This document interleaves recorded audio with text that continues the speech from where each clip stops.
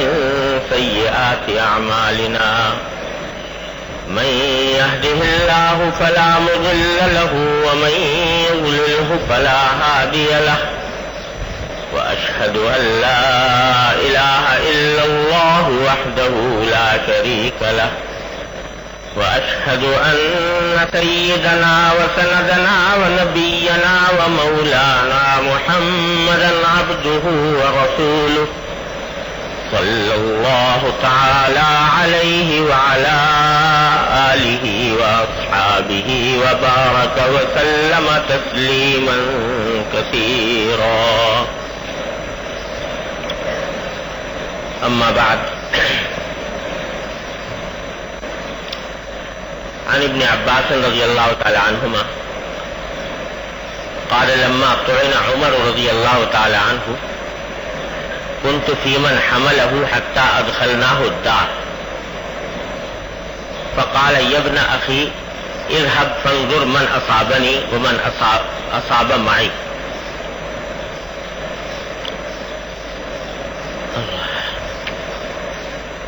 یہ حضرت عبداللہ ابن عباس رضی اللہ تعالی عنہما کی روایت ہے. حضرت عبداللہ ابن عباس رضی اللہ تعالی عنہ حضور اقدس صلی اللہ علیہ وسلم کے چچا کے بیٹے ہیں اور حضور اقدس صلی اللہ علیہ وسلم کے عہد مبارک میں بہت کم عمر تھے. 10 سال کی عمر تھی جب رسول اللہ صلی اللہ علیہ وسلم کی وفات ہو گئی. یہ واقعہ بیان فرما رہے ہیں حضرت فاروق اعظم رضی اللہ تعالیٰ عنہ کی شہادت کا کہ جب حضرت فاروق اعظم رضی اللہ تعالیٰ عنہ کو نیزے کا زخم لگایا گیا اور وہ زخمی ہو گئے تو میں ان لوگوں میں شامل تھا جو حضرت کو اٹھا کر ان کے گھر تک لے گئے تھے. تو انہوں نے مجھ سے کہا کہ بھتیجے تم ذرا جاؤ اور جا کر دیکھو کہ کس نے مجھے زخمی کیا اور میرے علاوہ اور کن لوگوں کو زخم آئے ان کو دیکھ کر آؤ. یہ واقعہ بھی بڑا عجیب ہے.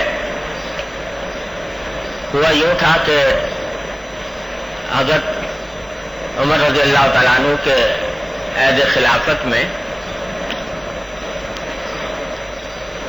ایک شخص تھا جو غیر مسلم تھا، نصرانی عیسائی تھا اور وہ کسی کا غلام تھا. حضرت مغیرہ کا غلام تھا. اس کا نام تھا ابو لولوا. تو وہ ایک دن حضرت عمر کے پاس آیا اور آ کر کہنے لگا کہ آپ میرا ایک کام کر دیجئے. حضرت عمر نے پوچھا کیا کام ہے؟ تو کہنے لگا کہ میرے آقا نے مجھ پر جو آمدنی لانی مقرر کی ہوئی ہے کہ روزانہ اتنی آمدنی لا کر مجھے دیا کرو، وہ زیادہ ہے. آپ میرے آقا سے کہیے کہ وہ میرے اوپر سے یہ آمدنی کم کر دیں. یہ پہلے زمانے میں ہوتا تھا کہ جو آقا ہوتے تھے غلاموں کے وہ اپنے غلاموں پر ایک مقدار مقرر کر دیتے تھے کہ تم روزانہ جا کر کماؤ، محنت مزدوری کرو، اتنی آمدنی لا کر ہمیں دیا کرو. اس کو خراج کہتے تھے. تو اس نے کہا کہ میرا جو خراج ہے وہ انہوں نے میرے آقا نے یعنی مغیرہ نے زیادہ مقرر کر رکھا ہے تو کچھ کمی کرا دیجیے اس میں. حضرت عمر نے پوچھا کہ کتنا خراج ہے؟ تو انہوں نے بتایا کہ اتنا ہے. تو حضرت فاروق اعظم نے فرمایا کہ بھائی یہ تو کچھ زیادہ نہیں ہے کیونکہ تم کاریگر آدمی ہو. وہ کاریگر تھا اور دستکاری کے کام کیا کرتا تھا، چیزیں بنایا کرتا تھا. تو تم کاریگر آدمی ہو تو اتنی روزانہ اتنی آمدنی لے آنا کوئی مشکل کام نہیں ہے. تو یہ کچھ زیادہ نہیں معلوم ہوتا. تو وہ کچھ اس بات پر ناراض ہو گیا دل دل میں ناراض ہو گیا. پھر حضرت عمر نے اس سے کہا کہ اچھا ایسا کرو کہ تم میرے لیے ہمارے لیے ایک چکی بنا دو. تو ایک چکی بناؤ ایک اچھی سی, تو وہ اس کی تمہیں اچھے پیسے مل جائیں گے. تو اس نے چلتے ہوئے یہ کہا کہ ٹھیک ہے, میں آپ کے لیے ایسی چکی بناؤں گا کہ مشرق اور مغرب کے لوگ اسے یاد رکھیں گے. ایسی چکی بناؤں گا. یہ کہہ کر وہ چلا گیا.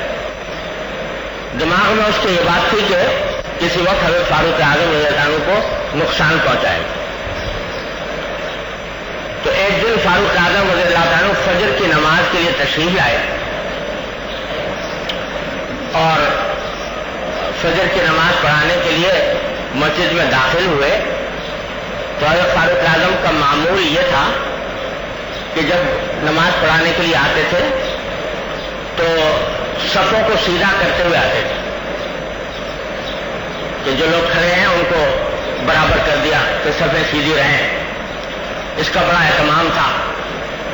رسول کریم صلی اللہ علیہ وسلم نے بڑی تاکید فرمائی کہ بھائی صفوں کو سیدھا رکھا کرو, اور اگر صفیں سیدھی نہیں ہوں گی تو تمہارے دلوں میں اختلاف پیدا ہو جائے گا. تو خود رسول کریم صلی اللہ علیہ وسلم کا بھی معمول تھا کہ جب نماز کے لیے کھڑے ہوتے تو آپ سب لوگوں کو تاکید فرماتے تھے کہ بھائی اہتمام سے اپنی صفیں درست کر لیں. ذرا بھی کوئی آگے پیچھے ہوتا تو اس کو آپ ایک لائن میں کر دیتے تھے. اور حضور کے بعد خلفائے راشدین کا معمول بھی یہی رہا. صدیق اکبر رضی اللہ عنہ, حضرت عمر, خاص طور پر ان کا روایات میں آتا ہے کہ وہ باقاعدہ صفوں کے اندر چکر لگا کر دیکھتے تھے کہ کوئی آدمی آگے تو نہیں بڑھا ہوا. اگر کوئی آگے بڑھا ہوتا کوئی تھوڑا پیچھے ہو جاؤ, کوئی پیچھے ہٹا ہوا تو فرماتے آگے ہو جاؤ. تو یہ معمول تھا فاروق اعظم رضی اللہ عنہ کا, کیونکہ صفوں کے درست کرنے کی بڑی تاکید رسول کریم صلی اللہ علیہ وسلم نے فرمائی ہے. افسوس ہے کہ آج کل ہم لوگ اس کا پورا اہتمام نہیں کرتے, اور جیسا رسول کریم صلی اللہ علیہ وسلم نے فرمایا تھا کہ صفوں کی درستی کا اہتمام نہیں کرو گے تو تمہارے درمیان دلوں میں تفرقے پیدا ہو جائیں گے. تو آج وہ منظر ہمیں نظر آ رہا ہے. اللہ تعالیٰ توفیق عطا فرمائے صحیح طریقے سے صفیں درست کرنے کی. تو فاروق اعظم ایسا جب داخل ہوتے تھے نماز پڑھانے کے لیے تو صفیں برابر کرنے کا لوگوں کو تاکید کرتے ہوئے اور صفیں برابر کرتے ہوئے آیا کرتے تھے. تو جب صفیں برابر کر کے مصلی پر پہنچ گئے اور وہ وقت تھا فجر کا, اس وقت جٹ پٹا ہوتا ہے, اندھیرا ہوتا ہے جب نماز شروع کر رہے کا وقت تھا. کوئی زمانے میں بجلی اور روشنی چراغ وغیرہ کا رواج نہیں تھا اتنا زیادہ, تو اندھیرا سا ہوتا ہے. تو جس وقت اپنے مصلی پر پہنچے اور اللہ اکبر کہا, اللہ اکبر کہہ کر نیت باندھی, تو یہ شخص ابو لؤلؤہ کہیں طاق میں بیٹھا ہوا تھا اور اس نے جلدی سے حضرت فاروق اعظم رضی اللہ عنہ کے اوپر ایک نیزے سے وار کیا. نیزے سے وار کیا. حضرت فاروق اعظم نے اللہ اکبر ہی کہا تھا کہ اتنے میں ابھی نیت ہی باندھی تھی کہ اتنے وار کر دیا. تو حضرت فاروق اعظم رضی اللہ عنہ اس کی وجہ سے گر گئے زمین پر, اور گرتے ہوئے یہ کہا کہ بھائی دیکھو مجھے کس شخص نے یہ وار کیا ہے. لیکن اس حالت میں بھی حضرت فاروق اعظم رضی اللہ تعالیٰ عنہ نے یہ گوارا نہیں کیا کہ نماز کو مؤخر کیا جائے. چنانچہ خود تو یہ گر گئے زخمی ہو کر, پچھلی صف میں حضرت عبد الرحمن بن عوف رضی اللہ تعالیٰ عنہ کھڑے ہوئے تھے. تو حضرت عبد الرحمن بن عوف کو پکڑ کر اپنی جگہ مصلی پر آگے کر دیا کہ آپ نماز پڑھاؤ, تاکہ نماز اپنے وقت سے مؤخر نہ ہو اور لوگوں کی نماز قضا نہ ہو. اس وقت جبکہ جان پر بنی ہوئی ہے اور زخم لگ گیا ہے, اس وقت بھی حضرت فاروق اعظم نے اپنے لوگوں جماعت کی نماز کو پس پش نہیں ڈالا, ورنہ ایک ہنگامہ کھڑا ہو جاتا اور لوگ نماز میں پتہ نہیں کتنی دیر لگ جاتی, ہو سکتا ہے نماز قضا ہو جاتی. تو حضرت عبد الرحمن بن عوف رضی اللہ تعالیٰ عنہ جو ہے ان کو آگے بڑھا دیا, وہ مصلی پر کھڑے ہو گئے اور انہوں نے کھڑے ہو کر 2 رکعتیں فجر کی پڑھائی, لیکن بہت مختصر. فجر کی نماز میں ویسے مسنون یہ ہے کہ لمبی صورتیں پڑھی جائیں، طوال مفصل. خود حضرت فاروق اعظم رضی اللہ تعالیٰ عنہ لمبی صورتیں پڑھا کرتے تھے. بعض اوقات سورہ فجر کی نماز میں پورے سورہ یوسف پڑھ لی، سورہ نحل پڑھ لی، ایسی صورتیں پڑھا کرتے تھے. لیکن اس روز عبد الرحمن بن عوف رضی اللہ عنہ کیونکہ یہ حادثہ پیش آ چکا تھا تو اس واسطے انہوں نے مختصر نماز پڑھائی، مختصر سے مختصر کر کے جلدی نماز پوری کی. اور اسی سے یہ بات بھی معلوم ہوئی کہ یہ سنت کے جو آداب ہیں نماز کے، وہ حالات کے لحاظ سے اس میں کمی بیشی ہو سکتی ہے. تو یہ نہیں کہ بھائی چونکہ لمبی نماز پڑھانی ہے لہٰذا فجر کی نماز میں ہمیشہ لمبی صورتیں ہی پڑھنی ہے، بلکہ اگر کبھی اس قسم کی کوئی صورت پیشہ ہو جائے حادثے وغیرہ کی تو مختصر بھی کی جا سکتی ہے. چنانچہ عبد الرحمن بن عوف نے مختصر نماز پڑھائی.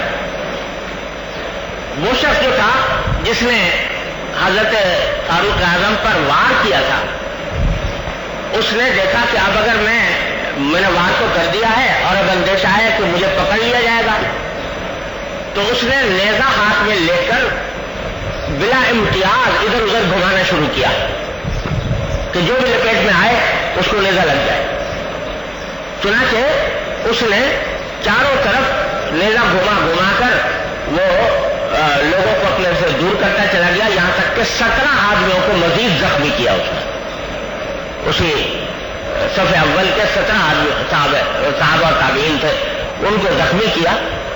اور جب ان کو زخمی کر کے باہر بھاگنے لگا تو کسی جو اگلی صف کے ایک صاحب تھے انہوں نے ایک بڑی سی چادر ان کے لے کر اور وہ اس کے اوپر ڈالی تاکہ وہ دیکھ نہ سکے، بھاگ نہ سکے. تو چادر اس کے اوپر ڈالی تو وہ بے بس ہو گیا، اور جب اسے دیکھا کہ اب میں پکڑا جا رہا ہوں تو پھر اسی نیزے سے خودکشی کر لی، وہیں پر اپنے آپ کو مار لیا. اور خودکشی کرنے کے بعد وہ خود بھی مر گیا. جب نماز ختم ہوئی تو صورتحال ایسی تھی کہ صفیں دور تک جاتی تھی نماز کی. تو جو اگلی صف کے لوگ تھے ان کو تو پتہ لگ گیا کہ کیا حادثہ پیش آیا ہے، حضرت فاروق اعظم کے اوپر حملہ ہو گیا ہے. جو دور کسی صف کے لوگ تھے تو ان کو کچھ پتہ نہ چل سکا کہ کیا قصہ ہوا، کیونکہ اللہ اکبر کی انہوں نے آواز سنی اور پھر حضرت عمر کی آواز تو آئی نہیں، حضرت الرحمن بن عوف کی آواز آئی اور انہوں نے جلدی سے نماز پوری کر لی. تو وہ پتہ نہیں چل رہا تھا کہ کیا ہوا. سلام پھیرنے کے بعد سب لوگ اکٹھے ہو کر جمع ہوئے. جا کر دیکھا تو حضرت فاروق اعظم رضی اللہ تعالیٰ عنہ زخمی پڑے ہوئے تھے. تو لوگوں نے حضرت فاروق نے پوچھا کہ یہ کس نے مجھے زخمی کیا؟ تو لوگوں نے بتایا کہ یہ وہ شخص ہے جس نے آپ کو زخمی کیا. تو فاروق اعظم نے فرمایا کہ میں نے تو پہلے تو یہ فرمایا کہ میں نے تو اس کے ساتھ نیکی کا معاملہ کیا تھا اور اس نے مجھے یہ بدلہ دیا، لیکن میں اللہ تعالیٰ کا شکر ادا کرتا ہوں کہ میری موت کسی مسلمان کے ہاتھوں نہیں آئی. وہ آدمی غیر مسلم تھا، عیسائی تھا، تو اللہ تعالیٰ کا شکر ادا کرتا ہوں کہ میری موت کسی مسلمان کے ہاتھوں نہیں آئی، کیونکہ یہ بات مجھے بڑی ناپسند تھی کہ مسلمانوں کی تلوار مسلمانوں کے خلاف استعمال. تو اب جو حضرات صحابہ کرام تھے وہ حضرت فاروق اعظم کو اٹھا کر گھر لے گئے. اب یہ اندازہ نہیں ہو رہا تھا کہ زخم جو لگا ہے وہ کس نوعیت کا ہے.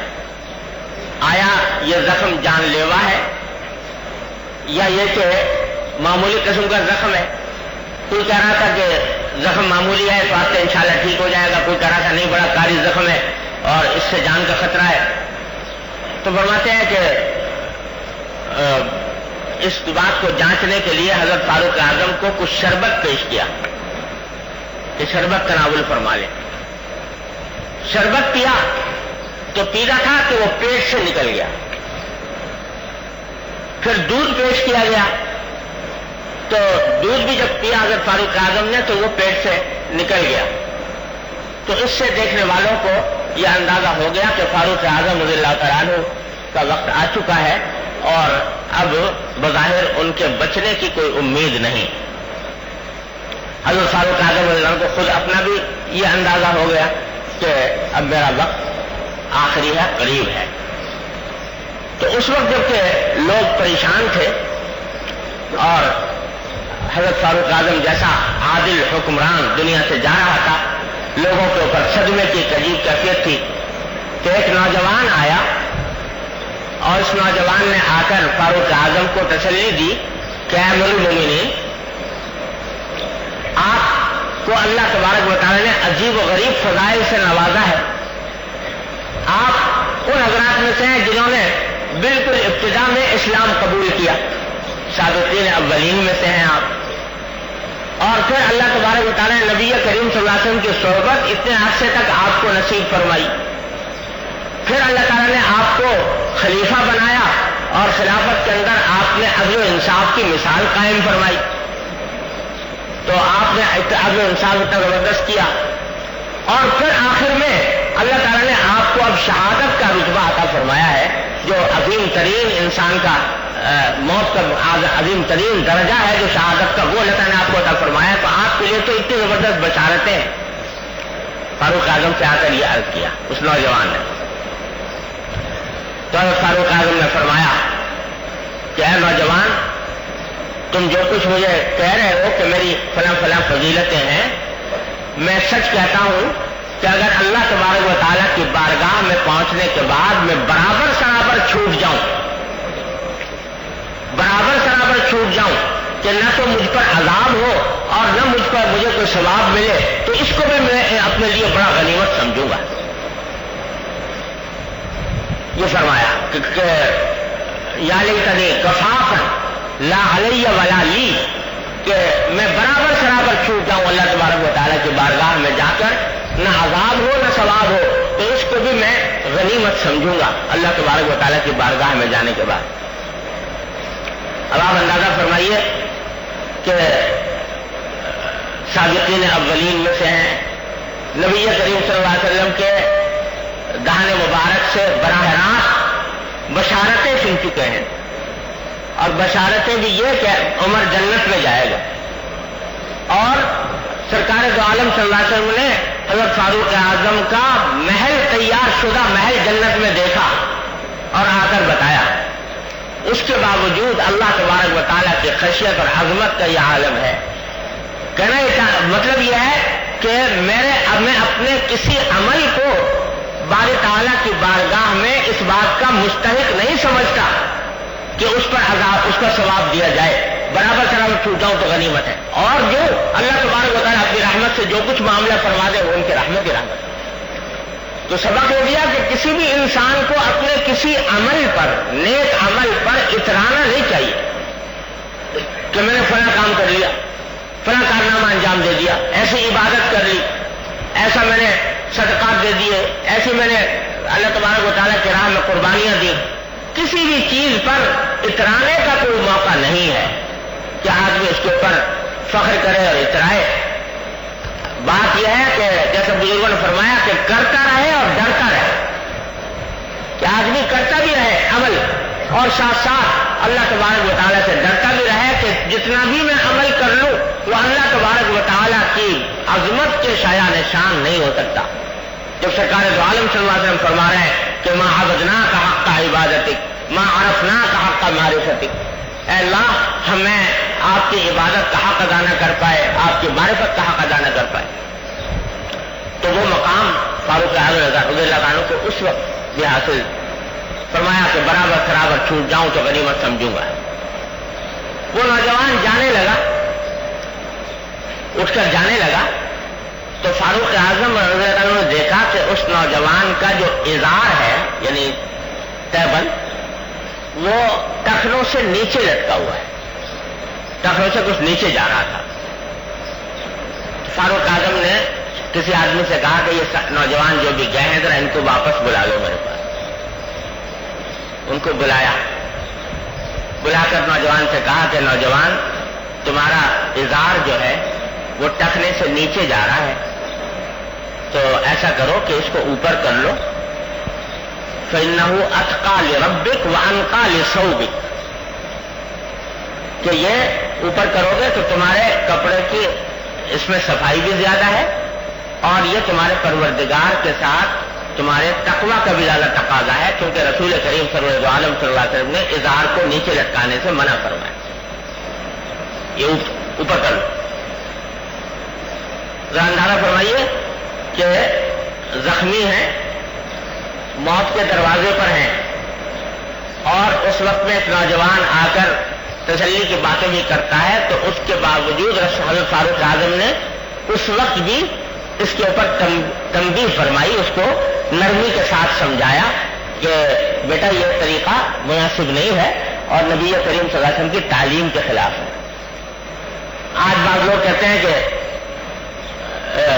ٹخنوں سے اوپر کر لیا اور نیچے کر لیا تو اس سے کیا فرق پڑا، اور تعویلیں ہزار کہ اگر تکبر سے کرے تو حرام ہے اور تکبر نہ ہو تو حرام نہیں، اور یہ کہ یہ کوئی اتنی بڑی اہم بات نہیں کہ صاحب اس کے اوپر باقاعدہ لوگوں کے اوپر نکیر کی جائے یا لوگوں کو اس کی دعوت دی جائے۔ فاروق اعظم یعنی موت کے دروازے پر بھی اس نوجوان کو یہ نصیحت کرنا نہیں بھولے، اور یہ نہیں کہا کہ بھائی تم یہ جو کر رہے ہو تکبر سے کر رہے ہو یا کیسے کر رہے ہو، بلکہ مطلقاً اس کو منع فرمایا کہ یہ تم اپنا اظہار بلند کرو۔ اور یہ جو لوگ یہ کہتے ہیں کہ صاحب تکبر سے کرے تو ناجائز ہے اور بغیر تکبر کر کے کرے تو جائز ہے، تو بھئی یہ فیصلہ کون کرے کہ کون تکبر سے کر رہا ہے کون تکبر سے نہیں کر رہا؟ آج تک کسی متکبر کو دیکھا ہے کہ وہ کوئی تکبر کا اعتراف کرتا ہو کہ میں تکبر کر رہا ہوں؟ تکبر تو ایسی بیماری ہے کہ جب پیدا ہوتی ہے تو اس بیمار کو پتہ بھی نہیں ہوتا کہ میرے اندر تکبر ہے۔ کبھی آج تک کسی متکبر کو نہیں سنا ہوگا کہ اس نے اعتراف کیا ہوگا میں متکبر ہوں اور تکبر کرتا ہوں۔ اور بھائی ساری کائنات میں اگر کسی ذات کے بارے میں یہ اطمینان مکمل ہو سکتا ہے کہ اس میں تکبر نہیں تو وہ صرف جناب رسول اللہ صلی اللہ علیہ وسلم کی ذات والے کی بات۔ آپ سے زیادہ کون ہے جو تکبر سے خالی ہوگا؟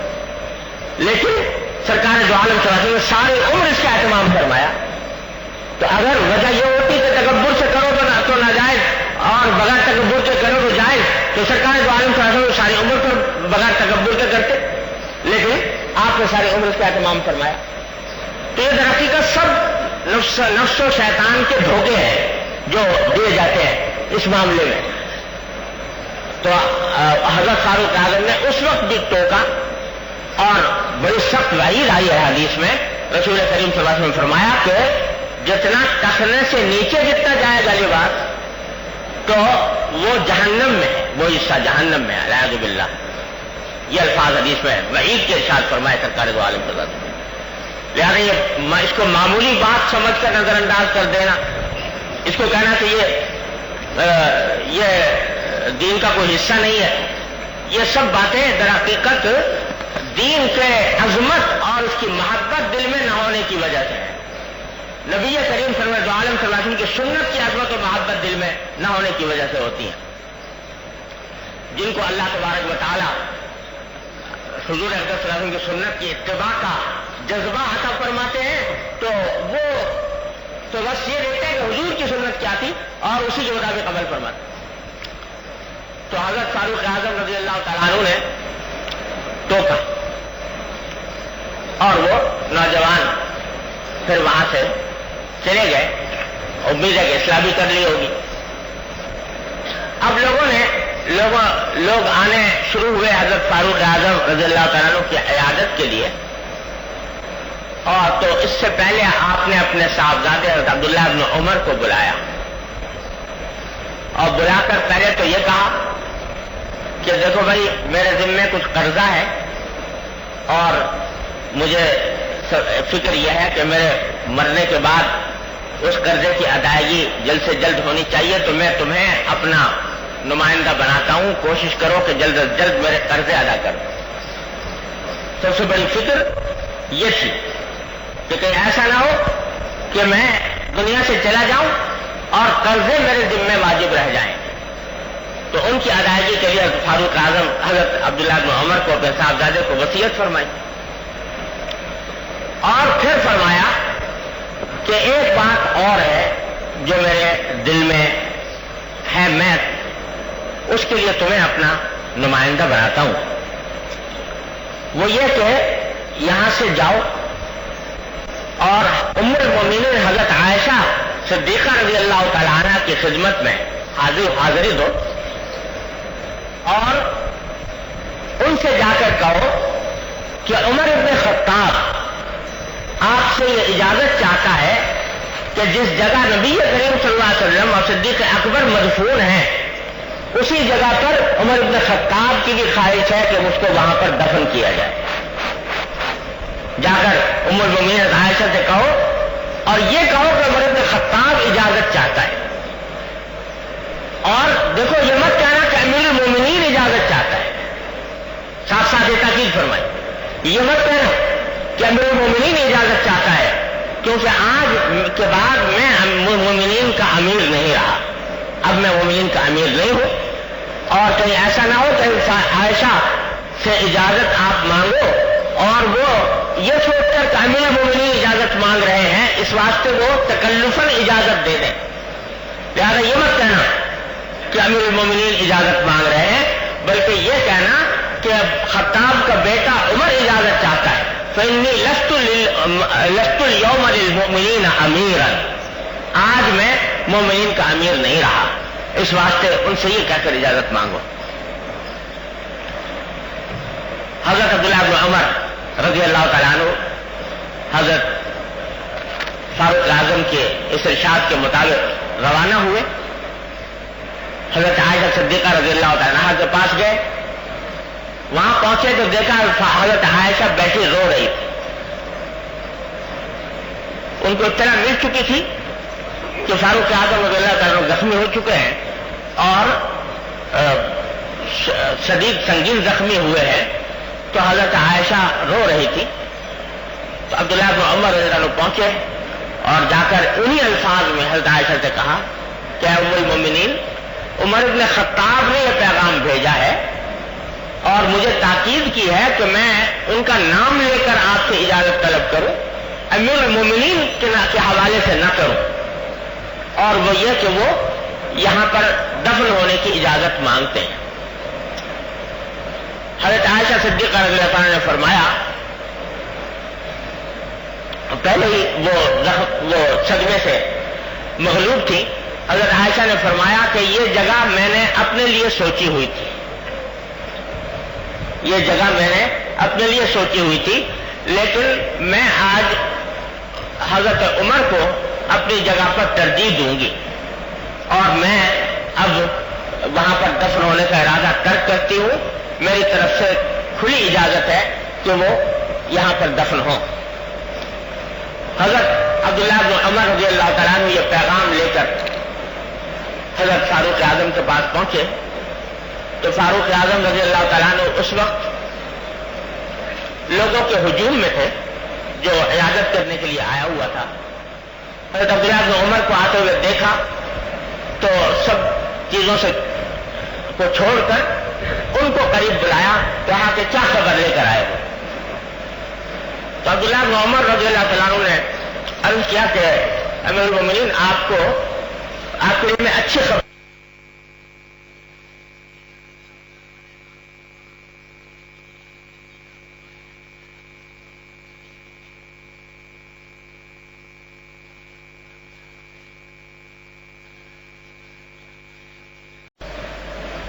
یہ جب زندگی میں حضرت عبداللہ بن عمر رضی اللہ عنہ نے ایک مرتبہ اپنی ایک اہلیہ کو طلاق دی تھی، طلاق کا جو صحیح طریقہ ہے کہ پاکی کی حالت میں دی جائے، وہ پاکی کی حالت میں نہیں دی تھی، جس کو رسول کریم صلی اللہ علیہ وسلم نے پھر فرمایا تھا کہ رجوع کرو اور پھر دوبارہ صحیح وقت میں طلاق دینا، اس کی طرف اشارہ فرمایا کہ کیا میں ایسے شخص کو خلیفہ بناؤں جسے طلاق دینا بھی نہیں آتا؟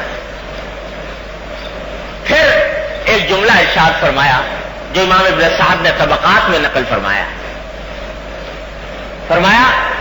کہ بات دراصل یہ ہے کہ یہ خلافت کا پھندا خطاب کی اولاد میں ایک ہی آدمی کے گلے میں پڑ گیا تو کافی ہے، اب میں اپنے خاندان کے کسی اور فرد کے گلے میں یہ پھندا ڈالنا نہیں چاہتا، یعنی یہ خلافت جو ہے یہ کوئی ایسی چیز نہیں ہے کہ جسے آدمی دوڑ دوڑ کر اشتیاق کے ساتھ اور امنگ کے ساتھ حاصل کرے. یہ تو ایک اتنی زبردست ذمہ داری ہے کہ جس کے گلے میں یہ پھندا پڑ گیا وہ در حقیقت بڑی ہی زبردست سنگین آزمائش کا شکار ہو گیا. کیونکہ خلافت معمولی کام نہیں ہے. اور جس احساس ذمہ داری کے ساتھ حضرت فاروق اعظم رضی اللہ عنہ نے خلافت فرمائی وہ دنیا کے اندر اس کی نظیر ملنی ناممکن ہے تقریباً. فرمایا کرتے تھے کہ اگر کسی وقت دریائے فرات کے کنارے، دریائے فرات جو عراق میں ہے، اس کے دریائے فرات کے کنارے کوئی کتا بھی بھوکا مر جائے تو مجھے اندیشہ ہے کہ مجھے اللہ تعالیٰ کے یہاں میرا سوال ہوگا کہ اے عمر تیرے عہد خلافت میں کتا بھوکا مر گیا تھا. تو جس شخص کے دل و دماغ پر ہر وقت یہ مسئولیت کا احساس مسلط ہو اس کے لیے تو واقعتاً یہ کوئی بھی یہ خلافت کا جو ہے وہ تو پھندا ہے. وہ کہتے ہیں کہ یہ پھندا میں نہیں چاہتا کہ خطاب کی اولاد میں ایک آدمی کے گلے میں پڑ گیا وہ کافی ہے، میں کسی اور اپنی اولاد کو اس پھندے میں گرفتار کرنا نہیں چاہتا، کیونکہ بڑی سخت ذمہ داری ہے، بڑی سنگین مسئولیت ہے. اس کے ایک فعل کا جواب دینا ہے اللہ تبارک و تعالیٰ کی بارگاہ. تو یہ احساس دلا دیا. اور یہ جو خلافت ہے نا، خلافت یا سربراہی، اسی پر قیاس کر لیجئے ہر عہدہ اور منصب جس کا جتنا بڑا عہدہ ہے، جتنا بڑا منصب ہے، جتنا بڑا مقام ہے، اتنی ہی عظیم اس کی ذمہ داری. کوئی آدمی کسی ادارے کا سربراہ بن گیا، کوئی اس کا ذمہ دار بن گیا، تو در حقیقت یہ ذمہ داری کوئی ایسی چیز نہیں ہے کہ جس کی طرف آدمی دوڑے اور اس کو حاصل کرنے کی کوشش کرے. کیونکہ نبی کریم صلی اللہ علیہ وسلم نے فرمایا تھا کہ یہ امارت یا سربراہی یا کوئی ذمہ داری کا عہدہ یہ ایسی چیز ہے کہ اس کو اپنے طور پر خود نہ مانگو. لا تسأل الامارہ، سربراہی خود نہ مانگو. کیوں؟ اس واسطے کہ اگر خود مانگو گے تو اللہ تعالیٰ کی طرف سے مدد نہیں ہوگی، تمہیں اپنے حال پر چھوڑ دیا جائے گا کہ بھئی تم جانو تم نے خود مانگی تھی، خود ہی بھگتو اس کو. اور اگر بغیر تمہارے سوال کے، بغیر تمہاری خواہش کے، بغیر تمہاری کوشش کے من جانب اللہ عطا ہو جائے تو پھر اللہ تعالیٰ کی طرف سے تمہاری مدد ہوگی. اس لیے ہر قسم کا عہدہ منصب اس میں داخل ہے. تو فاروق اعظم نے فرمایا کہ میں یہ ذمہ داری خود اٹھا چکا ہوں ایک مرتبہ، اور یہ پھندا میرے گلے میں پڑ چکا، اب میں کسی اور کو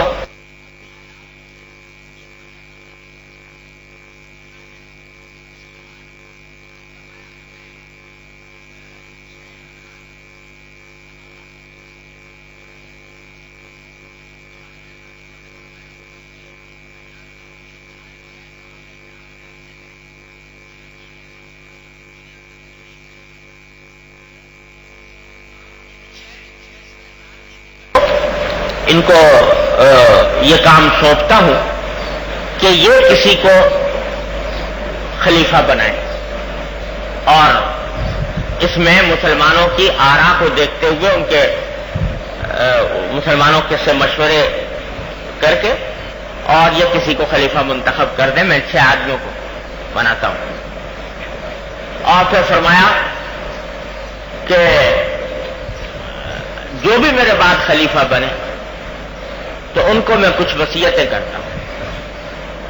وصیت کرتا ہوں کہ سب سے پہلے صحابہ کرام میں جو حضرات مہاجرین ہیں ان کے ساتھ ان کے مرتبے کا خیال کریں، ان کی عزت اور عظمت کریں، ان کے ساتھ حسن سلوک کریں. پھر جو انصاری صحابہ کرام ہیں انہوں نے اسلام کی بڑی خدمت کی ہے، ان کا احترام کرے. وہ اگر اچھا کام کریں تو ان کی قدر کرے، اگر کسی سے کوئی غلطی ہو جائے تو درگزر کرے. اور پھر فرمایا کہ جو اور عام مسلمان ہیں ان عام مسلمانوں کے حقوق کی رعایت کریں. اور فرمایا کہ جو غیر مسلم ہمارے ملک میں آباد ہیں، ذمی، جن کے ساتھ ہم نے معاہدہ کیا ہے کہ ان کی جان اور مال اور آبرو کا تحفظ کیا جائے گا، ان کے حقوق کا احترام کریں، کسی کے اوپر ناواجبی بوجھ نہ ڈالیں اور ایسا ٹیکس عائد نہ کریں جو ان کی طاقت سے باہر ہو. یہ ساری نصیحتیں فرمائی اپنے بعد آنے والے خلیفہ کو. اور یہ خلیفہ جب یہ سارا کام کر چکے تو پھر اللہ تبارک و تعالی نے ان کو شہادت کا مرتبہ عطا فرمایا. وفات ہوئی.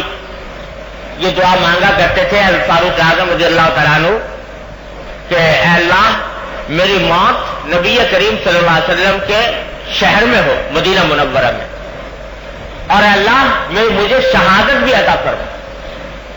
بظاہر دونوں باتوں میں تعارض تھا، دونوں باتیں ایک ساتھ جمع ہونی مشکل تھی، کیونکہ اگر مدینہ منورہ میں رہنا ہے تو مدینہ منورہ میں تو کوئی جہاد ہو نہیں رہا تھا. جہاد جو ہو رہا تھا اس زمانے میں وہ تو مسلمانوں کی سرحدوں پر ہو رہا تھا، کہیں روم میں، کہیں ایران میں، کہیں مصر میں، تو جہاد وہاں ہو رہا تھا اور مدینہ منورہ میں جہاد نہیں ہو رہا تھا. اب یہ بات ہو کہ آدمی کی موت مدینہ منورہ میں بھی آئے اور شہادت کا درجہ بھی حاصل ہو، یہ دونوں باتیں اکٹھی جمع ہونے مشکل تھی. لیکن اللہ تبارک و تعالیٰ نے ان کی دعا کو اس طرح قبول فرمایا کہ مدینہ منورہ میں بھی وفات ہوئی اور شہادت کا درجہ بھی اللہ تبارک و تعالیٰ نے عطا فرمایا. جیسا کہ حضرت عبداللہ بن عمر رضی اللہ تعالیٰ عنہ کو فاروق اعظم نے وصیت فرمائی تھی کہ حضرت عائشہ نے جو اجازت دی ہے اس پر اکتفا نہ کرنا، بلکہ میرا جنازہ لے کر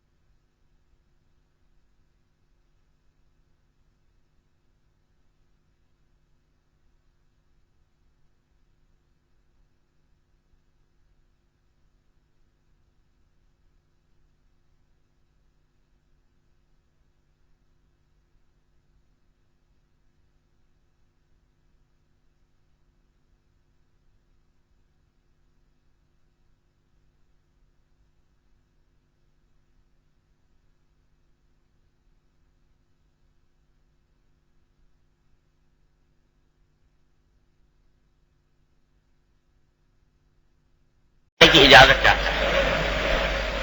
اور عائشہ کو جتا دیا کہ حضرت فاروق اعظم نے یہ وصیت فرمائی تھی کہ میں مرنے کے بعد دوبارہ آپ سے اجازت طلب کروں. حضرت عائشہ پہلے ہی فارغ ہو چکی تھی، حضرت عائشہ نے اجازت دی، پھر وہاں پر اللہ تبارک و تعالیٰ نے اس مقام پر اللہ تبارک و تعالیٰ نے فاروق اعظم کو جگہ عطا فرمائی کہ نبی کریم سرور عالم صلی اللہ علیہ وسلم کے پہلو میں اللہ تعالیٰ نے دو ہی خوش نصیب جو سارے روئے زمین پر انبیاء کرام کے بعد ان سے زیادہ کوئی اور سعید، ان سے زیادہ کوئی افضل انسان نہیں ہو سکتا، وہ وہاں پر آرام فرمائے۔ اللہ، تو یہ بیچ میں بات آ گئی، یہ حضرت ابن عباس رضی اللہ تعالیٰ عنہ روایت فرما رہے ہیں کہ لما سئل عمر رضی اللہ تعالیٰ عنہ کنت فی من حملہ، وہ فرماتے ہیں کہ جب حضرت فاروق اعظم کو نیزہ لگا تو میں ان لوگوں میں شامل تھا جو حضرت کو اٹھا کر لے گئے تھے، یہاں تک کہ ان کے گھر میں داخل کیا۔ تو مجھ سے کہا کہ اے بھتیجے ذرا دیکھو کہ کس نے مجھے مارا ہے اور میرے علاوہ اور کن لوگوں کو زخم لگے۔ فذهبت، تو کہتے ہیں میں گیا دیکھنے کے لیے، فجئت لاخبرہ، تو میں آیا آپ کو بتانے کے لیے ساری صورتحال۔ تو آ کر دیکھا کہ اذا البیت ملعان، کہ سارا گھر بھرا ہوا ہے آدمیوں سے۔ فکرہت ان اتخطی رقابہ، تو جب میں نے دیکھا سارا گھر بھرا ہوا ہے تو میں کچھ سمجھ میں نہیں آیا میرے کہ میں نے یہ بات پسند نہیں کی کہ میں لوگوں کی گردنیں پھلانگ کر جاؤں حضرت عمر تک اور ان کو جا کر بتاؤں، کیونکہ گردنیں پھلانگنے سے نبی کریم صلی اللہ علیہ وسلم نے منع فرمایا، اور اسی لیے امام بخاری یہاں پر یہ حدیث لائے ہیں کہ مجلس کے آداب بیان کر رہے ہیں نا، تو مجلس کے آداب میں یہ بات ہے کہ لوگوں کی گردنیں پھلانگ کر آگے بڑھنے کی کوشش کرنا یہ ناجائز ہے۔ رسول کریم صلی اللہ علیہ وسلم نے خاص طور سے جمعہ کے دن جب خطبہ ہو رہا ہو تو اس وقت میں ایسا ہوا کہ رسول کریم صلی اللہ علیہ وسلم نے دیکھا ایک صاحب کو کہ وہ لوگوں کی گردنیں پھلانگ کر آگے بڑھنے کی کوشش کر رہے ہیں، تو آپ نے اسی وقت ان کو تنبیہ فرمایا اجلس فقد آذی، بیٹھو، تم نے لوگوں کو تکلیف پہنچائی۔ تو گردنیں پھلانگ کر بلا وجہ بے عذر آگے بڑھنا، کوئی شدید مجبوری ہو تو بات دوسری، لیکن عام حالات میں آدمی کا کام یہ ہے کہ وہ جہاں پر جگہ ملے وہیں بیٹھ جائے اور لوگوں کو گردنیں نہ پھلانگے۔ بار بار میں اس طرف توجہ دلاتا رہتا ہوں کہ دیکھو سب سے اول کی کتنی فضیلت ہے۔ حدیث میں یہ آتا ہے کہ اگر لوگوں کو صف اول کی فضیلت پتہ چل جائے تو لوگ گھٹنوں کے بل بھی اگر آنا پڑے تو لوگ گھٹنوں کے بل آئیں صف اول کی فضیلت حاصل کرنے کے لیے۔ اتنی فضیلت آپ نے بیان فرمائی، لیکن اس فضیلت کو حاصل کرنے میں اگر کسی مسلمان بھائی کو تکلیف دینی پڑے، کیا کہ گردن پھلانگ کے جانا پڑے، تو فرمایا کہ یہ منع ہے، گردن پھلانگ کے نہیں جاؤ۔ حالانکہ اگر کوئی آدمی ہمارے گردن پہ سے پھلانگ کے چلا جاتا ہے تو معمولی سی تکلیف ہوتی ہے، کوئی بہت ناقابل برداشت تکلیف تو نہیں ہوتی، لیکن آپ نے اس معمولی تکلیف کی خاطر بھی یہ گوارا نہیں فرمایا کہ آگے چلے جاؤ۔ تو حضرت عبداللہ بن عباس کے نے یہ حکم سنا ہوا تھا رسول کریم صلی اللہ علیہ وسلم کا کہ گردنیں پھلانگ کر آگے جانا یہ جائز نہیں ہے۔ تو حالانکہ حضرت فاروق اعظم نے خود بھیجا تھا حالات کی تحقیق کے لیے، لیکن جب واپس آئے دیکھا کہ کمرہ بھرا ہوا ہے تو گردنیں پھلانگ کر جانا مناسب نہیں سمجھا، اور کہتے ہیں وہ کن تو حدیث سن، میں تھا بھی نو عمر، کم عمر تھا، تو بڑے بڑے لوگوں کی گردنیں پھلانگ کے آگے جاتے ہوئے مجھے برا لگا، فجلست، تو میں بیٹھ گیا وہیں پر، یعنی حضور حضرت عمر تک آگے جانے کے بجائے وہاں پر بیٹھ گیا کہ جب کہیں موقع ملے گا تو آگے بڑھ کر کوئی بات کہوں گا۔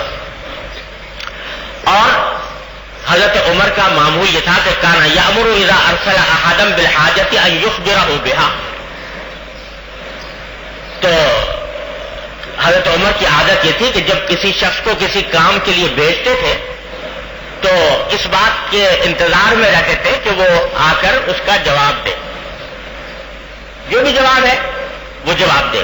یہ بھی آداب میں سے ہے کہ جب کسی کو کسی کام کے لیے بھیجا جائے تو جلد از جلد آ کر وہ بتائے کہ اس کام کا نتیجہ کیا نکلا، تاکہ دوسرے آدمی کو انتظار کی تکلیف نہ ہو۔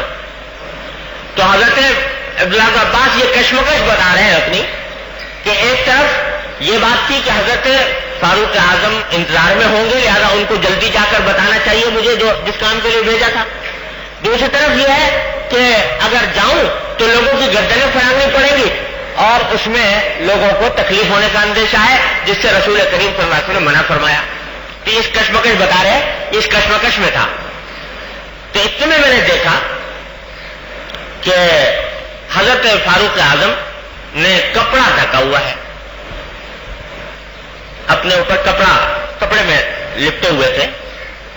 تو اتنے میں حضرت کعب رضی اللہ تعالیٰ عنہ تشریف لے آئے ہوئے، حضرت کعب مشہور صحابی ہیں، وہ تشریف لے آئے اور وہ میرے پاس آ گئے۔ وہ بھی حضرت فاروق اعظم کی عیادت کے لیے آئے تھے، لیکن انہوں نے بھی دیکھا کہ آگے جانے کی جگہ نہیں ہے اور لوگ بیٹھے ہوئے ہیں، گردن پھران کر جانا مشکل ہے۔ تو مجھ سے آ کر وہ کہنے لگے، حضرت کعب، کہ ابن عباس، اگر امیر المومنین اللہ تعالیٰ سے دعا فرما دے اس وقت کہ اللہ تعالیٰ ان کو زندہ رکھے، یعنی ہماری دعائیں تو پتہ نہیں قبول ہوں گی کہ نہیں ہوں گی، لیکن امیر المومنین اگر دعا کر لے اس بات کی کہ اللہ تبارک و تعالیٰ ان کو مزید زندگی عطا فرمائے اور ان کو باقی رکھیں، یہاں تک کہ ابھی بہت سارے کام ایسے ہیں جو ابھی ان کے کرنے کے باقی معلوم ہوتے ہیں، فلاں کام کر لیں، وہ کام ذکر کیے۔ اور پھر کہا کہ بہت سے منافقین ابھی باقی ہیں ہماری صفوں میں، اور وہ منافقین جو ہیں وہ کسی وقت بھی فتنہ پھیلا سکتے ہیں۔ اس وقت فاروق اعظم رضی اللہ تعالی عنہ کے ہیبت اور ان کے روب کی وجہ سے منافقین کو ابھی کارروائیاں کرنے کا موقع نہیں مل رہا، لیکن اگر وہ زندہ رہ گئے منافقین اور فاروق اعظم چلے گئے تو وہ سازشوں کے جال بچھائیں گے اور نہ جانے وہ عالم اسلام میں کیا فتنہ برپا کریں گے۔ لہذا اس وقت عالم اسلام کو حضرت فاروق اعظم کی ضرورت ہے، تو ان سے اگر انہی سے درخواست کی جائے کہ وہ خود دعا کریں اللہ تبارک و تعالیٰ کی بارگاہ میں کہ اللہ تبارک و تعالیٰ ان کو مزید زندگی عطا فرما دے، یہاں تک کہ ان منافقین کا خاتمہ ہو جائے۔ اور واقعہ یہ ہے کہ حضرت فاروق اعظم رضی اللہ تعالیٰ عنہ جو ہے وہ تمام فتنوں کے لیے ایک زبردست پہاڑ بنے ہوئے تھے۔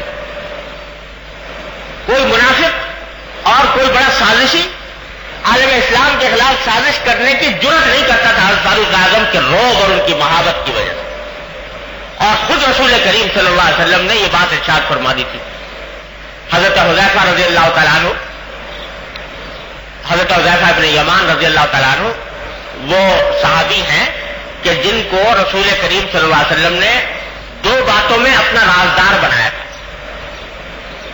ایک تو منافقین کی فہرست دے دی تھی ان کو، حضرت حذیفہ ابن یمان کو بتا دیا تھا کہ کون کون لوگ منافقین ہیں، اور کسی کو نہیں بتایا، حضرت حذیفہ کو بتا دیا تھا۔ اور دوسرے حضرت حذیفہ رضی اللہ تعالیٰ عنہ کو رازدار بنایا تھا آنے والے فتنوں کے مقابلے میں، کہ میرے حضور کے بعد جو فتنے آنے والے ہیں امت پر ان کی خبریں دے دی تھی، خبر بتا دی تھی حذیفہ بن یمان کو کہ کیسے کیسے فتنے آئیں گے اس امت مسلمہ کے اوپر۔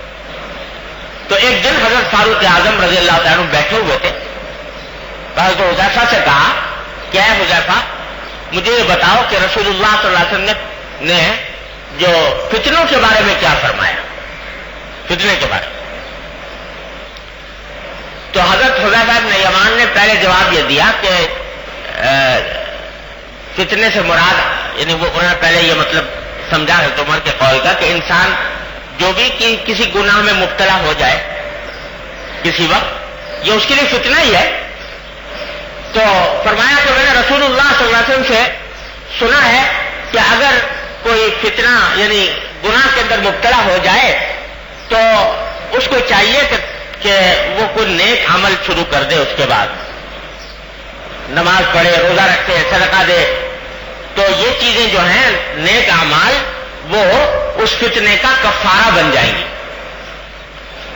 تو فاروق اعظم نے فرمایا کہ نہیں میں تم سے یہ نہیں پوچھ رہا، یہ تو مجھے پتا ہے کہ گناہ صغیرہ انسان سے ہو جائے کوئی تو کوئی بھی گناہ کا عمل کر لے گا، معاف ہو جائے گا انشاءاللہ۔ میں تم سے اس فتنے کے بارے میں پوچھ رہا ہوں جو سمندر کی موجوں کی طرح آئے گا اس امت کے اوپر، سمندر کی موجوں کی طرح آئے گا، اس فتنے کے بارے میں بتاؤ۔ تو اس پر حضرت حذیفہ نے کہا کہ اے امیر المومنین، آپ کو اس فتنے سے کیا کام، آپ کو اس فتنے سے کیا تعلق؟ حضرت عمر نے پوچھا کیوں؟ کہا کہ آپ کے اور اس فتنے کے درمیان اور آپ کے درمیان ایک دروازہ بند ہے، ایک دروازہ بند ہے۔ ظاہر وہ بات جو ابو حذیفہ فرما رہے ہیں جناب رسول اللہ صلی اللہ علیہ وسلم سن کر کہی ہوگی، تو مطلب یہ تھا کہ اللہ تبارک و تعالیٰ نے آپ کی ذات کو فتنوں کے لیے آڑ بنایا ہے، جب تک فاروق اعظم دنیا میں موجود ہیں امت مسلمہ کے اوپر فتنے نہیں آئیں گے۔ تو فرمایا حضرت حذیفہ نے کہ اس کے اور آپ کے درمیان جو دروازہ بند ہے اور جب تک آپ موجود ہیں کوئی فتنہ داخل نہیں ہو سکتا عالم اسلام کے اندر۔ اور کیسے داخل ہوتا؟ سرکار دو عالم صلی اللہ علیہ وسلم نے فرمایا تھا کہ جس راستے پر عمر سفر کر رہے ہوں، جس راستے پر عمر چل رہے ہوں، شیطان اس راستے پر نہیں جاتا، وہ کوئی اور راستہ اختیار کرتا ہے۔ تو اس واسطے اللہ تعالیٰ نے ان کے وجود کو پوری امت مسلمہ کے لیے ایک آڑ بنایا ہوا تھا فتنوں سے۔ تو کہا کہ یہ دروازہ اللہ تعالیٰ نے بنا رکھا ہے آپ کے اور فتنوں کے درمیان، وہ بند ہے دروازہ۔ تو حضرت فاروق اعظم نے سوال کیا کہ وہ دروازہ جو بند ہے یہ کھولا جائے گا یا توڑا جائے گا؟ وہ دروازہ جو بند ہے وہ کھولا جائے گا یا توڑا جائے گا؟ تو حضرت حذیفہ نے فرمایا کہ وہ توڑا جائے گا۔ اشارہ تھا اس بات کا، فاروق اعظم اشارہ اس بات کی طرف کر رہے تھے کہ دروازہ تو وہ خود ہے، اب یہ دروازہ کھلے گا یعنی طبعی موت واقع ہوگی، یا یہ کہ کوئی زبردستی آ کر توڑے گا شہادت ہوگی؟ تو حضرت حذیفہ نے کہا کہ وہ توڑا جائے گا، جس سے اشارہ تھا کہ یہ شہید ہوں گے فاروق اعظم رضی اللہ عنہ۔ تو فتنوں کے لیے آڑ بنایا ہوا تھا حضرت فاروق اعظم کو اللہ تبارک و تعالیٰ نے۔ اس واسطے حضرت کعب بن مالک رضی اللہ تعالیٰ فرما رہے ہیں کہ میرا دل چاہتا ہے کہ فاروق اعظم خود دعا کر لے اللہ تعالیٰ سے کہ اللہ مجھے کچھ اور دن کی زندگی عطا فرما دیجئے کہ فلاں فلاں کام کر لے اور منافقین کو ختم کر جائے، وہ منافقین جو بعد میں کہیں فتنے برپا کریں گے۔ چنانچہ ہوا یہی، فاروق اعظم کے بعد حضرت عثمان کا خلافت آیا، چند سال عافیت کے گزرے، اس عرصے میں منافقین نے سازشوں کے جال تیار کیے اور فتنوں کا ایک دروازہ کھل گیا۔ تو حضرت کعب محسوس کر رہے تھے کہ پتہ نہیں کیا فتنے پیش آنے والے ہیں، اس واسطے خود دعا کر لیں۔ تو حضرت کعب نے مجھ سے کہا ہے ابن عباس اگر حضرت امیر المومنین یہ دعا کر لیں تو بڑا اچھا ہو۔ تو میں نے کہا حضرت کعب سے کہ کیا میں آپ کی یہ بات پہنچا دوں حضرت امیر المومنین تک، حضرت عمر تک، کیا آپ کی یہ خواہش ہے یہ پہنچا دوں؟ تو حضرت کعب نے کہا میں نے کہا ہی اس لیے ہے تاکہ تم پہنچا دو یہ بات حضرت فاروق اعظم تک ہماری یہ خواہش۔ تو اب جب کہ انہوں نے کہا کہ پہنچا دو تو کہتے فتشجعت، مجھے ہمت ہو گئی۔ ہمت کیا ہو گئی کہ پہلے تو کمرہ بھرا ہوا تھا لوگوں سے، گردنیں پھلانگ کر آگے جانا مجھے بھاری لگ رہا تھا اور اچھا نہیں لگ رہا تھا کہ میں نوعمر آدمی، کم سن آدمی اور بڑے بڑے لوگوں کی گردنیں پھلانگ کر حضرت عمر کے پاس جاؤں۔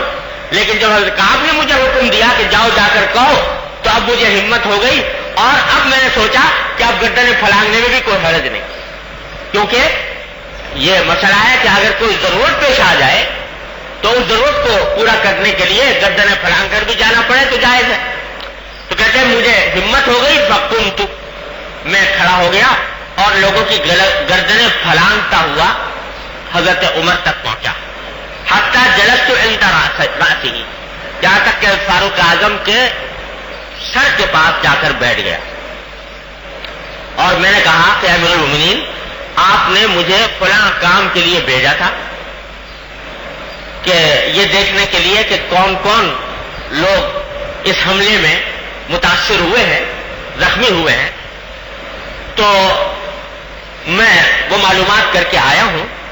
فرمایا کہ اصاب معاکا قضا ثلاثۃ عشر، کہ 13 حضرات وہ ہیں جو آپ ہی کی طرح زخمی ہوئے، ویسا ہی نیزہ جیسا آپ کو لگا ہے 13 افراد کو لگا ہے. اور وَأَصَابَ قُلَيْبٌ الْجَزَّارُ وَهُوَ يَتَوَضَّأُ عِنْدَ الْمِحْرَابِ، اور ایک صحابی ہے قلیب الجزار رضی اللہ تعالیٰ عنہ، وہ محراث کے پاس وضو کر رہے تھے. یہ محراث ایک چھوٹا سا حوض ہوتا تھا جہاں پر کے لوگ جس میں وضو کیا کرتے تھے. ایسا معلوم ہوتا ہے کہ مسجد نبوی میں اس کے قریب کوئی یہ جگہ بنی ہوئی ہوگی جہاں ایسا ہوتا تھا جیسے ہمارے آج کل ٹب ہوتا ہے، اس طرح کا ایک مٹی کا بنا ہوا ایک حوض جیسا ہوتا تھا. تو اس میں حضرت قلیب جزار رضی اللہ عنہ وضو کر رہے تھے، تو ان کو بھی اس نیزہ لگا اور وہ بھی شہید ہوئے. تو 13 آدمی انہوں نے بتایا کہ آپ جیسے زخمی ہوئے. ان میں سے روایات میں آتا ہے کہ 7 افراد شہید ہو گئے تھے بعد میں، اور کل لوگ جن لوگوں کے زخم آئے تھے وہ غالباً 17 کی تعداد شاید آتی ہے. تو پہلے میں نے ان کو یہ بات بتا دی حضرت عمر کو، جس کام کے لیے انہیں بھیجا تھا کہ جا کے بتایا جائے کون لوگ مزید متاثر ہوئے ہیں، میں نے بتا دیا. اس کے بعد میں نے حضرت کعب کی بات کی اور کہا کہ حضرت کعب اللہ کی قسم کھا رہے ہیں، اللہ کی قسم کھا کر کہہ رہے ہیں کہ آپ اگر دعا کر دیں گے اللہ تبارک و تعالیٰ سے کہ آپ کی زندگی میں مزید اضافہ ہو جائے اور آپ کچھ اور دن موقع مل جائے امت کو آپ سے فائدہ اٹھانے کا اور یہ فتنے ختم ہو جائے تو بڑی مہربانی ہو، آپ یہ دعا کریں. تو اب حضرت فاروق اعظم نے فرمایا ادعو کعبہ، کہ اچھا حضرت کعب کو بلا لو میرے پاس، جو یہ کہہ رہے ہیں ان کو ذرا میرے پاس بلا لو. اللہ فدعی، حضرت کعب کو بلایا گیا، وہ بھی پیچھے بیٹھے ہوئے تھے. حضرت عمر نے بلایا تو آگے آ گئے. حضرت عمر نے پوچھا ما تقول، ہاں بھائی آپ کیا کہہ رہے تھے؟ تو فرمایا کہ اقول کذا و کذا، تو میں تو یہ کہہ رہا ہوں کہ آپ دعا کر دیں اللہ تعالیٰ سے، آپ کی دعا اس حالت میں مجھے اللہ تعالیٰ کی رحمت سے امید ہے قبول ہوگی. آپ دعا کر دیں کہ اللہ تعالیٰ آپ کی عمر میں مزید اضافہ فرما دے اور مسلمانوں کو اس سے فائدہ پہنچ جائے. تو اس پر فاروق اعظم نے فرمایا لا واللہ لا ادعو، نہیں اللہ کی قسم میں یہ دعا نہیں کروں، میں یہ دعا نہیں کروں.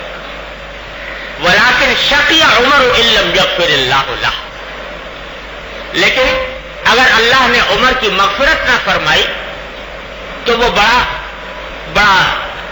بد نصیب ہوگا.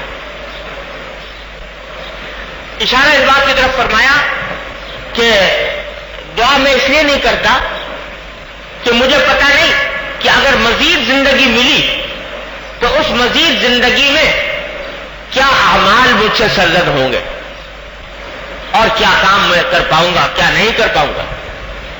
تو کہیں ایسا نہ ہو کہ مجھے زندگی مزید مل جائے، اللہ تعالیٰ مزید مہلت عطا فرما دے اور مزید مہلت کے اندر میں اس سے فائدہ نہ اٹھا سکوں اور مغفرت میری نہ ہو پائے. اس وقت تو مجھے اللہ تعالیٰ شہادت کا رتبہ عطا فرما رہے ہیں. میں اگر مروں گا تو انشاءاللہ تعالیٰ شہادت کی موت مروں گا. اللہ تبارک و تعالیٰ شہادت کا رتبہ عطا فرمائیں گے اور شہید کے ساتھ اللہ تبارک و تعالیٰ کا وعدہ ہے، بڑے وعدے ہیں، اس کے بڑے فضائل ہیں، مغفرت کی بڑی امید ہے. لیکن اگر میں دوبارہ مزید زندہ رہوں تو پتہ نہیں کہ پھر کیا کام میں کر پاؤں کیا نہ کر پاؤں اور پھر بالآخر میں کس طرح میری موت واقع ہو، پھر مجھے شہادت کا درجہ ملے کہ نہ ملے. اس واسطے میں یہ دعا نہیں کرتا. اللہ ارے ان حضرات صحابہ کرام رضی اللہ تعالیٰ عنہ اجمعین کے مقام اور عظمت کو کون انسان تصور کر سکتا ہے کہ سب کچھ سنا ہوا ہے، بشارتیں سنی ہوئی ہے جنت کی سب کچھ، لیکن یہ خشیت اس وقت بھی ہے کہ اگر اور زندگی مل گئی تو زندگی میں پتہ نہیں، ہو سکتا تو آپ نے بشارتیں دی تھی میرے اس وقت کے اعمال کی بنا پر، پتہ نہیں بعد میں کیا اعمال سرزد ہو اور اس کے نتیجے میں مجھے شہادت کا مرتبہ ملے کہ نہ ملے، اس واسطے میں یہ دعا نہیں کرتا۔ اور در حقیقت یہ سنت تھی نبی کریم سرور دو عالم صلی اللہ علیہ وسلم کہ سرکار دو عالم صلی اللہ علیہ وسلم نے دعا یہ فرمائی اور اسی کی تلقین فرمائی کہ اللہم ان کنت تعلم ان الحیات اللہم احینی ما علمت الحیات خیرا لی وتوفنی اذا علمت الوفاة خیرا لی۔ نہ یہ دعا فرمائی کہ مجھے زندہ رکھ، نہ یہ دعا فرمائی کہ مجھے موت عطا فرما، دعا یہ فرمائی کہ اللہ جب تک زندگی میرے حق میں بہتر ہو مجھے زندہ رکھ، اور جب وفات میرے حق میں بہتر ہو تو مجھے وفات عطا فرما، موت عطا فرما۔ اور ساتھ میں یہ بھی دعا فرمائی کہ اذا اردت بقوم فتنة فتوفنی الیک غیر مفتون، کہ اللہ جب کسی قوم سے آپ فتنے میں ڈالنے کا ارادہ فرمائیں تو مجھے فتنہ آنے سے پہلے ہی دنیا سے اٹھا لیجیے، یہ دعا فرمائی۔ تو فاروق اعظم رضی اللہ تعالیٰ عنہ نے دعا کرنے سے انکار کیا کہ میں یہ دعا نہیں کرتا، اللہ تعالیٰ نے جو بھی مجھے فیصلہ کیا، فیصلہ میرے حق میں بہتر سمجھا ہے وہ کر دیا، اب میں اس معاملے میں اور کچھ نہیں کرنا چاہتا۔ اس سے کوئی شخص یہ نہ سمجھے کہ کوئی آدمی بیمار ہو جائے تو صحت کی دعا نہیں کرنا چاہیے۔ صحت کی دعا رسول کریم صلی اللہ علیہ وسلم نے بھی فرمائی، اللہم انی اسألک الصحۃ والعفہ والامانہ وحسن الخلق۔ صحت کی دعا کرنا کوئی ناجائز نہیں ہے، لیکن یہ سوچ کر دعا کرنا کہ میں اپنی زندگی میں فلاں کام کروں اور اپنے آپ کو یہ سمجھنا کہ میں امت کے لیے ایک ناگزیر شخص ہوں اور عالم اسلام کے لیے ایک ضرورت ہوں، یہ سوچ کر دعا کرنا یہ حضرت فاروق اعظم نے پسند نہیں فرمایا، کیونکہ یہ ایک طرح سے اپنی بارے میں ایک خوشگمانی ہوتی اور اس میں عجب کا بھی اندیشہ تھا۔ تو کہہ رہے ہیں کہ بھئی ہم آپ کی عمر کی درازی کی دعا اس لیے کرانا چاہتے ہیں تاکہ آپ کے ذریعے امت مسلمہ کو فائدہ پہنچے اور فتنوں سے امت مسلمہ محفوظ رہے، تو اس میں اپنے بارے میں بھی ایک عجب پیدا ہونے کا اندیشہ تھا۔ اس واسطے فاروق اعظم رضی اللہ عنہ نے یہ دعا کرنے سے بظاہر اس وجہ سے انکار فرمایا اور اللہ تعالیٰ کی تقدیر پر راضی رہے۔ اور حقیقت بات تو وہی تھی جو میں نے عرض کیا کہ دونوں خواہشیں تھیں، اللہ تبارک و تعالیٰ دونوں بیک وقت پورا فرمانا مقدر تھا کہ مدینے میں بھی وفات ہو اور شہادت کا درجہ بھی نصیب ہو۔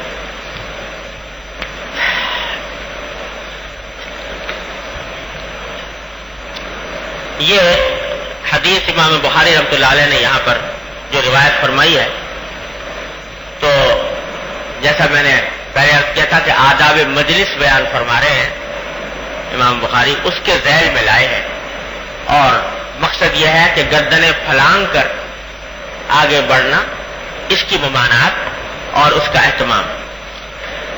پھر اسی سیاق میں ایک روایت اور ہے، وہ پڑھ لیتے ہیں۔ حضرت شعبی فرماتے ہیں کہ عبداللہ بن عمر رضی اللہ تعالیٰ عنہ کے پاس ایک شخص آیا، اس طرح آیا کہ لوگ بیٹھے ہوئے تھے ان کے ارد گرد پہلے سے، تو آنے والا لوگوں کی گردنیں پھلانگ کر آگے بڑھنے لگا، لوگوں نے اس کو روکا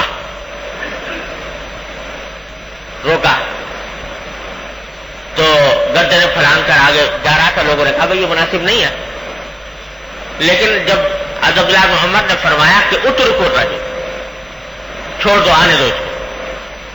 مقصد یہ تھا کہ اب جو تکلیف اس نے پہنچانی تھی وہ تو پہنچا دی، غلط کام جو کرنا تھا وہ کر دیا، اب مناسب یہ ہے کہ یہ آ جائے میرے پاس تو میں اس کو دین کا مسئلہ بتاؤں اور اس کو سمجھاؤں۔ تو وہ آیا، حضور بیٹھتے ہی کہنے لگا کہ آپ مجھے کوئی ایسی حدیث سنائیے جو آپ نے رسول اللہ صلی اللہ علیہ وسلم سے سنی ہو۔ تو حضرت عبداللہ بن عمر نے فرمایا کہ میں نے رسول اللہ صلی اللہ علیہ وسلم کو یہ فرماتے ہوئے سنا کہ المسلم من سلم المسلمون من لسانه ويده والمهاجر من حجر ما نهى الله عنه. حدیث یہ سنائی کہ مسلمان وہ ہے جس کی زبان سے اور جس کے ہاتھ سے دوسرے مسلمان محفوظ ہوں، ان کو کوئی تکلیف نہ پہنچے. اور مہاجر وہ ہے کہ من حجر ما نهى الله عنه، مہاجر وہ ہے جو ان چیزوں کو چھوڑ دے جس سے اللہ تعالیٰ نے روکا ہے. یعنی حقیقی معنی میں مہاجر وہ ہے. مہاجر اصل میں کہتے ہیں ہجرت کرنے والے کو. ہجرت کے معنی ہے چھوڑنا. تو جو اپنا وطن چھوڑ کر جائے اللہ کے لیے اس کو مہاجر کہتے ہیں. تو حضور اقدس صلی اللہ علیہ وسلم نے فرمایا کہ مہاجر صرف یہ نہیں ہے کہ اپنا وطن چھوڑ دیا، حقیقی مہاجر وہ ہے کہ جو اللہ کی معصیت اور نافرمانی اور گناہ کے کاموں کو چھوڑے. اور حقیقی مسلمان وہ ہے جس کے زبان سے اور ہاتھ سے لوگ محفوظ رہیں. یہ ارشاد جو ہے جیسا پہلے کئی بار عرض کر چکا ہوں، یہ اسلام کے احکام معاشرت کی اصل الاصول ہے کہ انسان کو کوئی تکلیف نہ پہنچے. حضرت عبداللہ بن عمر رضی اللہ عنہ جب گھر سے باہر نکلتے تھے تو روایات میں آتا ہے کہ جب بھی گھر سے باہر نکلتے تو یہ دعا فرماتے تھے اللہم سلمنی وسلم الناس منی. عجیب دعا فرماتے تھے گھر سے نکلتے وقت، اے اللہ مجھے بھی سلامتی کے ساتھ رکھیے اور مجھ سے دوسرے لوگوں کو بھی محفوظ رکھیے. یعنی دوسرے لوگوں سے نہ مجھے تکلیف پہنچے اور نہ میری ذات سے کسی اور کو تکلیف پہنچے. اللہم سلمنی وسلم الناس منی. یہ دعا حضرت عبداللہ بن عمر سے منقول ہے اور بڑی عجیب دعا ہے. اور عربی میں مانگ لے تو اور بھی اچھا، ورنہ اردو میں مانگ لیا کرے ہر وقت گھر سے نکلتے وقت اللہم سلمنی وسلم الناس منی. اللہ مجھے محفوظ رکھیے اور مجھ سے دوسرے لوگوں کو سلامتی میں رکھیے کہ مجھ سے کوئی تکلیف نہ پہنچے. اللہ تبارک و تعالیٰ اپنے فضل و کرم سے اپنے ان احکام پر عمل کرنے کی توفیق عطا فرمائے. دعا فرما لیجیے. اللہم صلی علی سیدنا مولانا محمد وعلی آل محمد کما صلیت علی ابراہیم وعلی آل ابراہیم انک حمید مجید. ربنا ظلمنا انفسنا وان لم تغفر لنا وترحمنا لنكونن من الخاسرین. ربنا ظلمنا انفسنا وان لم تغفر لنا وترحمنا لنكونن من الخاسرین. ربنا آتنا فی الدنیا حسنة وفی الآخرة حسنة وقنا عذاب النار. ربنا آتنا في الدنيا حسنة وفي الآخرة حسنة وقنا عذاب النار. اللهم إنا نستعينك على طاعتك. اللهم إنا نستعينك على طاعتك. اللهم إنا نستعينك على طاعتك. اللهم أعنا على ذكرك وشكرك وحسن عبادتك. اللهم إنا نسألك تمام العافية ونسألك دوام العافية ونسألك الشكر على العافية. اللهم يا ارحم الراحمين يا غياث المستغيثين يا امان المستجيرين يا مجيب دعوة المضطرين رحمن الدنيا ورحيمها ارحمنا برحمة تغنينا بها عن رحمة من سواك. اللهم وفقنا لما تحب وترضى من القول والفعل والعمل والنية والهدي انك على كل شيء قدير. اللهم انك سألتنا من انفسنا ما لا نملكه الا بك فاعطنا منها ما يرضيك عنا يا ارحم الراحمين. اللهم ان قلوبنا ونواصينا وجوارحنا بيدك لم تملكنا منها شيئا فاذا فعلت ذلك بنا فكن انت ولينا واهدنا الى سواء السبيل. یا ارحم الراحمین اپنے فضل و کرم اپنی رحمت سے ہمارے تمام گناہوں کو معاف فرما. یا اللہ ہمارے تمام چھوٹے بڑے اگلے پچھلے خفیہ علانیہ ہر طرح کے گناہوں کو معاف فرما. اے اللہ ہمارے اعمال و اخلاق کی اصلاح فرما. اے اللہ ہمارے اعمال و اخلاق کی اصلاح فرما. اے اللہ ہمارے اعمال و اخلاق کی اصلاح فرما. یا اللہ ہماری ظاہری اور باطنی بیماریوں کو دور فرما. یا اللہ ہماری ظاہری اور باطنی بیماریوں کو دور فرما. یا اللہ ہمیں اپنے دین کی صحیح سمجھ عطا فرما.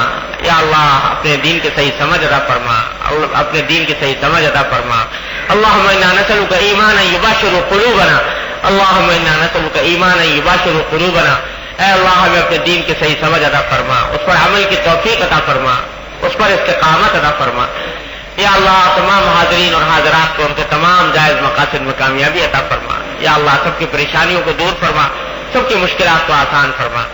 اے اللہ جن جن لوگوں نے ہم کو دعا کے لیے کہا ہے، اے اللہ اپنی رحمت سے ان کی دلی مرادوں کو پورا فرما. ان کی جائز مرادوں کو پورا فرما.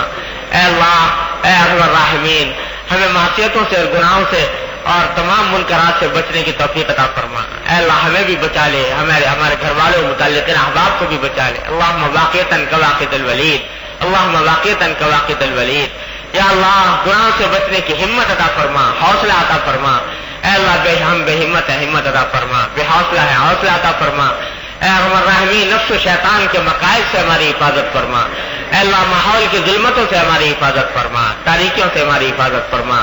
اے اللہ اپنی رحمت سے, اپنے فضل و کرم سے ایمان اور عمل صالح کو ہمارے قلوب کے اندر محبوب فرما دے. اے اللہ کفر کو, فسق کو, معصیتوں کو ہمارے نگاہوں میں مقبول فرما دے. اللهم حبب إلينا الإيمان وزينه في قلوبنا وكره إلينا الكفر والفسوق والعصيان واجعلنا من الراشدين, واجعلنا من الراشدين يا أرحم الراحمين. یا اللہ اتباع سنت کی توفیق کامل اور راستے عطا فرما. یا اللہ اتباع سنت کی توفیق کامل اور راستے عطا فرما. اے اللہ ہر طرح کے شر سے اور فتنے سے ہماری حفاظت فرما. اے اللہ ہر طرح کے شر و فتنے سے ہماری حفاظت فرما.